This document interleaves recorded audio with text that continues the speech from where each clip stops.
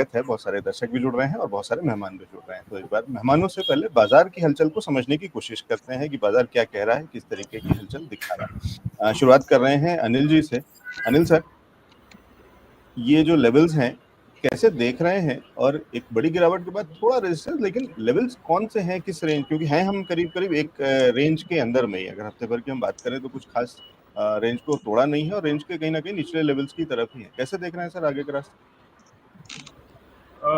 लवजीत जी, मैंने जैसे last week भी ये बात कही थी कि मार्केट में ये जो पिछले 2 महीने के अंदर रैली आई है करीब 2500 पॉइंट की, वो बहुत अप्रत्याशित तौर पे आई थी और काफ़ी लोग जो हैं साइड लाइंस पे बैठे बैठे वेट कर रहे हैं कि मार्केट अगर नीचे आए तो हम खरीद लें।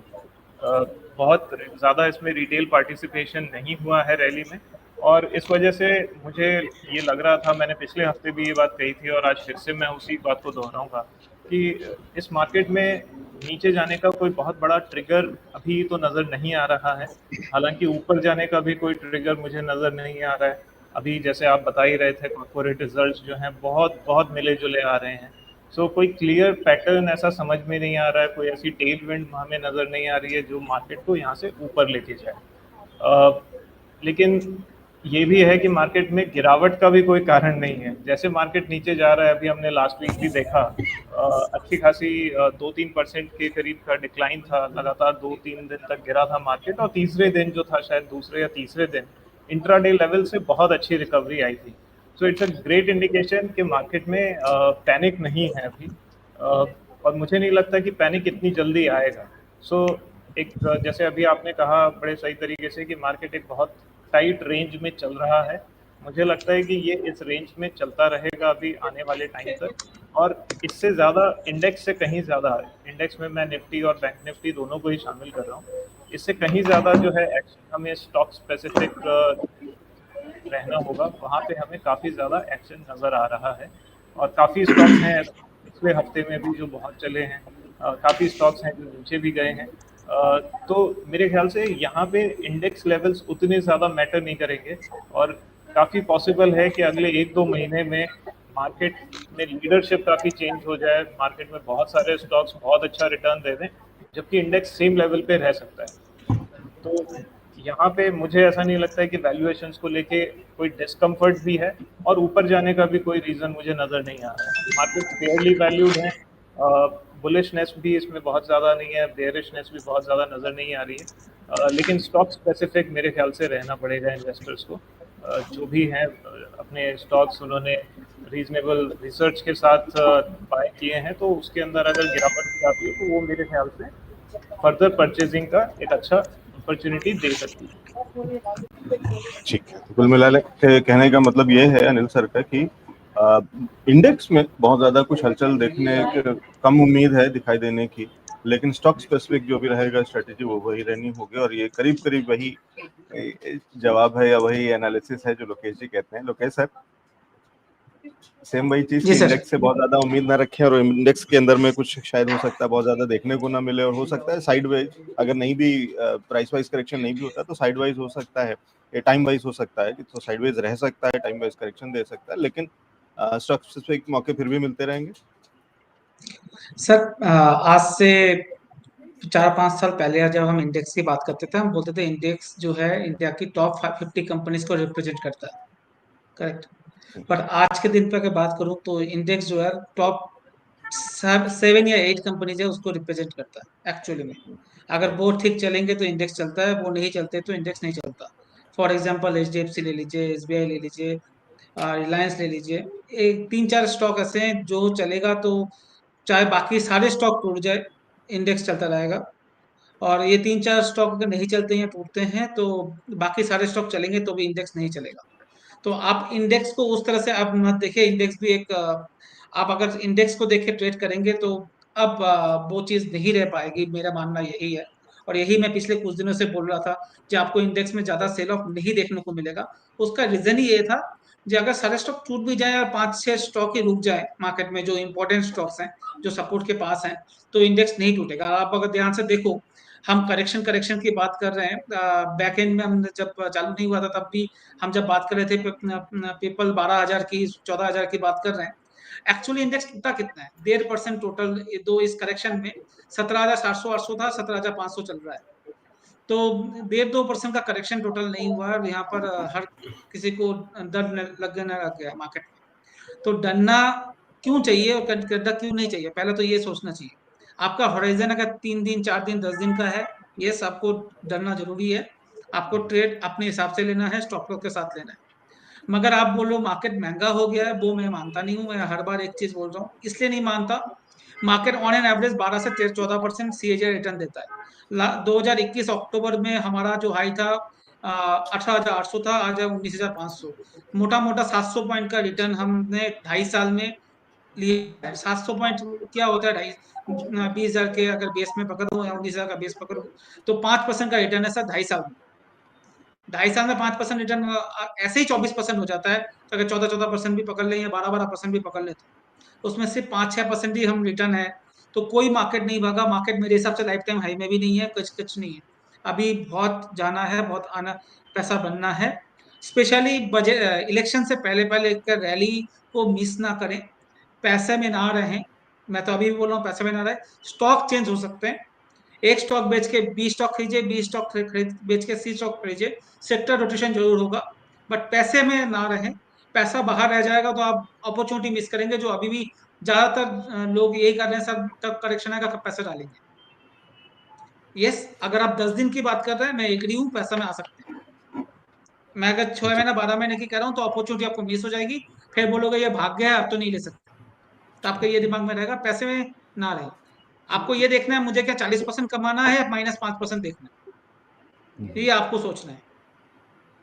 जी सर। ठीक है। और अब ये वो अगर मैं समय निफ्टी का स्पेसिफिक बात करूं, हाँ, निफ्टी का एक बार अगर लेवल्स ले दीजिए, लेकिन कहने का मतलब ये लोकेश जी हाँ जो कह रहे हैं वो ये कह रहे हैं कि हो सकता है आपका पोर्टफोलियो अलग दिखा रहा हो और इंडेक्स कुछ और दिखा रहा हो, लाल हरे का डिफरेंस हो सकता है। यही वो समय है जहां पे दोनों चीजें अलग-अलग चल सकती हैं या चल रही होंगी, क्योंकि स्टॉक स्पेसिफिक सारा एक्शन होगा और उसके हिसाब से आपको स्ट्रेटेजी बनानी है। इंडेक्स पे एक बार थोड़ा-सा लेवल्स के हिसाब से एक बार राय दे दीजिए लोकेश जी। सर, लेवल आपको याद हो मैंने बोला था 550 अगर टूट जाता है उस केस में जो सपोर्ट है वो 550 हो जाएगा, और रेजिस्टेंस जो है 550 हो जाएगा, और सपोर्ट घट के 19,200 250 आ जाएगा। तो 19,300 से वापस बाउंस बैक करके हम 19,570 के करीब अभी ट्रेड कर रहे हैं, जो 550 से 20 पॉइंट ऊपर है। तो इसको मैं ब्रेकआउट नहीं मानूंगा अभी, जब तक ये इस जगह पे सस्टेन होकर क्लोज ना हो जाए 550 के ऊपर। अगर ये होता है तो वापिस हमारी रैली अपर डायरेक्शन में होने के पूरे पूरे चांसेस रहेंगे। बट अभी के लिए आप दायरा मान के रखिए 300, 300, 600, 650 के अंदर मार्केट रहेगा। एक बार ये ब्रेकआउट आ जाए, क्लोजिंग बेसिस पे हमें 550 के ऊपर रहना स्टार्ट कर दे, तो हम 700-800 वापस देखेंगे और उसके बाद नया हाई भी देख सकते हैं। बट यस, अगस्त मंथ मुझे लगता है थोड़ा कंसोलिडेशन मंथ हो सकता है, जो मैंने स्टार्टिंग ऑफ द मंथ ही हमने डिस्कस की थी और बोला भी था। ये कंसोलिडेशन मंथ होगा, बट करेक्शन कम दिखेगा इंडेक्स में, स्टॉक स्पेसिफिक एक्शन रहेगा। सर, आपकी आवाज नहीं आ रही। तो लोकेश जी ये कह रहे हैं कि करेक्शन कम होगा, उस पे अभी भी कायम है, लेकिन तेजी आएगी वो अब ना कह करके वो शायद कंसोलिडेशन थोड़ा समय देखने को मिल सकता है। नितिन सर, सर, वो आपके पास इंडेक्स इसके वाइज है, अलावा स्टॉक स्पेसिफिक हाँ अलग रहेगा। हाँ, वो वही कह रहा हूँ। वो मैंने पहले ही कह दिया था कि आपका दोनों चीजें आप पहले ही बताते चलते हैं कि इंडेक्स कुछ और कर रहा है और स्टॉक स्पेसिफिक आपको फिर भी मौके मिलते रहेंगे। ठीक है। नितिन सर, ये तो हमने समझ लिया कुछ, चाहे फंडामेंटल्स के लिहाज से चाहे टेक्निकल्स के लिहाज से। नक्षत्र ग्रह क्या कह रहे हैं? सर, बार बार आपके शो के माध्यम से आपके दर्शकों तक ये मैसेज पहुंचा रहा हूं कि मार्केट में गिरावट कहीं भी नहीं है। थोड़ी बहुत रिट्रेसमेंट या स्पाइक से जिस भी दिन दिखती है उस दिन बाइंग अपॉर्चुनिटी आप बाइंग करो। लास्ट वीक वो अपॉर्चुनिटी था और थैंक गॉड मैंने भी और मेरे क्लाइंट्स ने भी किया है, बाइंग की है, अच्छी खासी बाइंग की है। और आपके शो के माध्यम से मैंने स्टॉक और सेक्टर भी बता रखे हैं कई सारे, खासकर फार्मा सेक्टर पर मैं बार बार बात करता हूं। तो लास्ट वीक हमारा टोटल फार्मा सेक्टर के अंदर में हमने पंप इन किया था एंड टचवुड अभी आज प्रॉफिट में हम चल रहे हैं। आज ये प्रॉफिट में चल रहे हैं और आगे के लिए हम कंटिन्यू इस पर बात करते हैं। चलिए निफ्टी पे बात करते हैं। बहुत क्लियरली हमने बताया आपके शो में 2 सप्ताह पहले कि 300 का लेवल नहीं टूटेगा और 300 का लेवल को जो है इतना मजबूत भी को 321 स्पेसिफिक नंबर में बताया था 321 एक ऐसा नंबर है जिसके नीचे जब तक क्लोजिंग नहीं होता है निफ्टी में कोई कमजोरी नहीं है। 321 के नीचे टूटता है तो उसके बाद इतने सारे लेवल बने हुए हैं, इनफैक्ट 700 से लेकर के 210 तक कंटिन्यू 4-5 सपोर्ट लेवल बने हुए थे। उन सारे सपोर्ट लेवल को तोड़ देना इतना आसान नहीं होता है बिकॉज हर नंबर्स पे एक एनर्जी काम करती होती है। तो देखिए 296 लगा करके इमीडिएटली उसी दिन 381 पर क्लोजिंग दिया था, उसके बाद से मार्केट धीरे धीरे रिकवर स्टार्ट कर दिया। देखिए अभी जो निफ्टी में रेंज बना हुआ है वो नीचे में 400 और ऊपर में 900 का रेंज बना हुआ है। मैं ये भी नहीं बोल रहा हूँ कि मैं बहुत ज्यादा बुलिश हो गया हूँ इंडेक्स के अंदर में, बुलिश में अब 20,100 के बाद ही होगा। 20,100 के ऊपर जिस भी दिन निफ्टी ने क्लोजिंग दे दी, आप मान लो 21,000 का रास्ता खुल जा रहा है, क्योंकि उसके बाद रेजिस्टेंस जो है सिर्फ 2 बचते हैं बीच में, तो 2 रेजिस्टेंस और नीचे में 4-5 सपोर्ट, तो सबको पता चल जाता है कि भाई किधर क्या करना है। तो 20,100 का वेट करो। हाँ नो डाउट मैं लोकेश जी की इस बात से थोड़ा सहमत हूँ कि अगस्त महीना जो है, अगस्त के इनफैक्ट अगस्त और सितंबर आपको थोड़ा सा जो है सो कंसोलिडेट करवाएगा, थोड़ा सा आपको हो सकता है अगर आप इंट्राडे ट्रेडर हो या बहुत शॉर्ट टर्म ट्रेडर हो, थोड़ा सा आपको परेशान कर सकता है, रुला सकता है। तो आप थोड़े से ट्रेंड को देख करके और लेवल को देखकर अगर आप ट्रेड करते हो तो थोड़े आप बचे रह सकते हो। अदरवाइज अगर आप स्टॉक स्पेसिफिक एक्शन ले रहे हो तो मैं बता रहा हूँ आपकी जो इन्वेस्टमेंट होगी वो आपको बहुत अच्छा रिटर्न देगी आने वाले टाइम में, और ये आने वाला टाइम जो होगा वो अक्टूबर के बाद ही होगा। सितंबर तक आपको थोड़ा सा परेशान करेगा। देखिए परेशान करने के लिए पॉलिटिकल रीजंस भी है, कल से जो पार्लियामेंट में होने वाला है। अदरवाइज अलग बात है कि उसकी आउटकम हमें पता है कि क्या होने वाला नहीं होने वाला है, बट जो भी है इसे पॉलिटिकल जो एटलीस्ट अस्थिरता बनती रहती है उसका इम्पैक्ट मार्केट पे भी पड़ता है। तो इन सबसे घबराने की जरूरत नहीं है, आपके लिए अपॉर्चुनिटी है, हर गिरावट आपके लिए अपॉर्चुनिटी है। बार बार मैं इस बात को बोल रहा हूँ, इंडिया की जो ग्रोथ स्टोरी है वो अलग लेवल पे जा रही है। मुझे नहीं लगता है कि अब 19,000 के लेवल को अब तोड़ने वाला है किसी भी हिसाब से, मुझे दिख नहीं रहा है। वो दिख जाए कभी तो मेरे लिए बहुत बढ़िया गोल्डन अपॉर्चुनिटी होगी वो बाइंग करने के लिए। मैं वहां पे सेलिंग पे कहीं पे नहीं जाऊंगा जब तक मेरे लिए सेलिंग पूरा ट्रिगर नहीं हो जाए। मेरे लिए वो स्पाइक सेल या थोड़ी सी भी रिट्रेसमेंट बाइंग अपॉर्चुनिटी है। सो रेंज जो है वो 400 से 900 के बीच में है। आप इसकी अदरवाइज स्टॉक स्पेसिफिक स्टॉक्स आपके शो के पैनल भी बता रहे हैं, उन स्टॉक्स के अंदर बने रहे और अच्छा रिटर्न मिल रहा है उसमें। जी तो ये नितिन जी ने क्लियर कर दिया, वही वाली चीज है, काफी हद तक स्ट्रेटेजी वही है या एनालिसिस वही है जो सभी एक्सपेक्ट कह रहे हैं कि कहीं ना कहीं इंडेक्स से थोड़ा सा अलग हटके आपको देखना होगा। इंडेक्स एकदम सही पिक्चर नहीं होगी और इंडेक्स प्लस बहुत सारे फैक्टर्स हैं, जो पॉलिटिकल टर्मोइल है वो उसका असर आ सकता है, आउटकम में भले कुछ फर्क ना पड़े बड़ा, लेकिन बीच का जो रास्ता है तो वो थोड़ा उबड़ खबड़ उतार चढ़ाव भरा हो सकता है। तो इसलिए उस पर नजर रखेंगे। रचित जी के पास चल रहे हैं क्योंकि रचित जी का एक एनालिसिस था और उसके हिसाब से चीजें होती हुई दिखाई भी दी, जहाँ पे कि चाहे हम उसको डाउन साइड की बात करें, करेक्शन की, चाहे कंसोलिडेशन की बात करें, चाहे साइडवेज की बात करें, वो सारी चीजें पिछले हफ्ते से लगातार दिख रही हैं। रचित सर कैसे देख रहे हैं इस समय बाजार को? सर देखिए बाजार में पिछले, अब मैं 3 हफ्ते बोल सकता हूँ, जब 19,900 में भी निफ्टी थी तब भी मैं यही बोल रहा था कि अभी मैं कहीं ना कहीं डाउन साइड एक्सपेक्ट कर रहा हूँ, और उसमें मैं बहुत स्ट्रॉन्ग एक अपना व्यू पॉइंट ये भी लेके बैठा हुआ था कि bank nifty would be the culprit to some extent. Bank nifty ने ही इसको तोड़ा है। और सर उसमें मैं एक और चीज ऐड करना चाहूंगा कि मैं सबको एक ही चीज बोल रहा हूँ, book your profits, don't close your positions but book your profits, क्योंकि आने वाले समय में आपको डाउन साइड में एक अच्छी पोजीशन मिल सकती है। सर आज उसमें एक और चीज मैं ऐड कर देता हूँ, till the time nifty does not closes above 19,690, I repeat, till the time Nifty does not closes above 19,690, the first level that we are about to hit is 18,890. ये सर पहला लेवल है जो hit होता हुआ दिख रहा है।